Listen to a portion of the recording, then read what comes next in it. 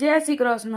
કેમ છો બધા? મજામાં? સ્વાગત છે તમારું મારા નવા બ્લોગમાં. તો આજે આપણે બનાવ્યું છે કારેંગા અને ચોરીનું શાક. એના માટે અહીંયા મેથી, બીજા બધા મસાલા લઈ લીધા છે રેગ્યુલર, અને કારા મરીને લસણને વાટી લીધા છે. કારેંગાને આ રીતે ઝીણું કટ કરી લીધું છે અને ચોરીને પણ ઝીણી કટ કરી લીધી છે.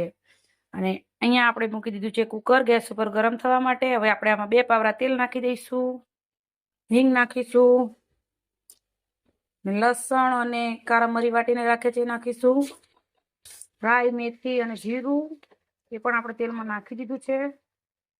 ને આપણે ચોરી નાખી દઈશું, ઝીણી કટ કરેલી ચોરી ધોઈને લઈ લેવાની. સરસ મિક્સ કરશું. રેગ્યુલર મસાલા નાખી દઈશું, લાલ મરચું, ધાણા જીરું, હળદર, સ્વાદ પ્રમાણે મીઠું નાખીને સરસ મિક્સ કરી લઈશું. આપણે બધું સરસ મિક્સ કરી લીધું છે. હવે આપણે 1 ગ્લાસ પાણી નાખીશું, અને જો તમારે પાણી ના નાખવું હોય તો તમે પાણી નાખ્યા વગર પણ બનાવી શકો છો, કેમ કે કારેંગામાંથી ખાસું બધું પાણી છૂટતું હોય.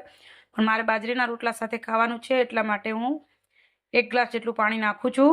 1 ગ્લાસ પાણી નાખીને સરસ મિક્સ કરી લઈશું. સરસ મિક્સ કરી લીધું છે. હવે આપણે ઢાંકણ બંધ કરી અને 2 વિસલ કરી લઈશું. 2 થી 3 વિસલ કરી લીધી છે અને આપણું શાક એકદમ તૈયાર છે. તો તમે પણ એક વખત કારેંગા અને ચોરીનું શાક જરૂરથી બનાવજો. બાજરીના રોટલા સાથે ખાવાની ખૂબ જ મજા આવે છે. તો તમને મારી આ રેસીપી ગમી હોય તો લાઈક, શેર ને સબસ્ક્રાઈબ કરવાનું ભૂલતા નહીં. આવજો ને જય શ્રી કૃષ્ણ.